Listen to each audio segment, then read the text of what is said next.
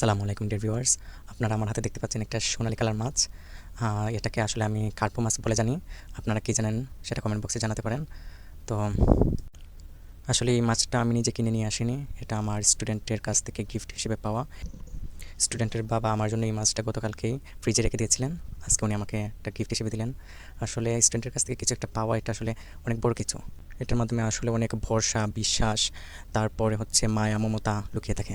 আসলে এটা শিক্ষক হিসেবে আমার অনেক অনেক অনেক বেশি পাওয়া। আসলে এটাই আমার জীবনের শিক্ষকতার প্রথম একটা গিফট। আসলে জামালগঞ্জের যে অভিভাবকরা, ওনারা আসলেই সন্তানদের প্রতি অনেক আগ্রহী, আন্তরিক, এবং সন্তানরা কীভাবে ভালো করে পড়াশোনা করতে পারে সেই বিষয়ে ওনারা খুবই সচেতন। মাস শেষেও কখনো সম্মানের জন্য হাত পাততে হয় না, ওনারা নিজেই বিবেক খাটিয়ে যত তাড়াতাড়ি সম্ভব সম্মান এটা দিয়ে দেন। আসলে এটা অনেক বড় কিছু।